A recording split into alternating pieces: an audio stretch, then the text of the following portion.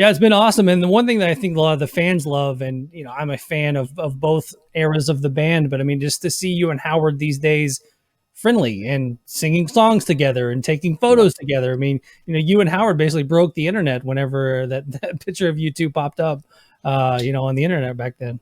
Yeah, I just think it's important to show, you know, when I initially joined, I was super insecure about it, you know, because I mean, the dude's got a voice of steel. Let's be real. He's an amazing vocalist. Right. And you know, it took pushing through my insecurity and realizing that I definitely have a unique style. You know, I'm not always on key. I'm a little sloppy. I'm kind of a punk rocker, but my heart and soul is there 100%. So I think for what I might lack in technique, I make up for and just sheer determination to deliver the goods. Yeah. And that's been a whole journey too, relearning and getting throat surgery nodes on my throat, which kind of relieved me to find out that I wasn't struggling just because I sucked. I was struggling because I was singing on damaged vocal folds for the majority of the time I was in Killswitch when I rejoined. But that's a whole other story. So for me, it was getting over myself. And then the guys had their issues too. Let's be real. It wasn't me at first. I'm like, I don't care. I'm just happy to be out here doing this. So once all the unspoken shit is said and done and everything's squashed, it kind of popped into my head of like, why are we not doing this? He's back out here doing his thing. At the time it was Devil You Know. And I was like, dude, he's killing it. And he's like putting forth his best efforts and he's not giving up. And I'm like, I respect the shit out of that. So you can almost relate to that, you know, with oh yeah, getting through all of that and you know, starting a new band and things like that. Yeah, you can definitely respect that. Big time. And the fact he got his health in check, you know, which is a whole other thing.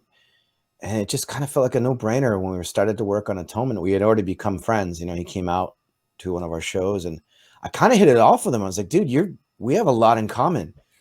And, you know, flash forward to the end of the night, Howard and I are annoying the entire bus by blasting hip hop. And we both know the words to the same songs and like just laughing about a lot of shit. And then hearing those guys tell jokes the entire night, that first night when we all hung out, was just fun.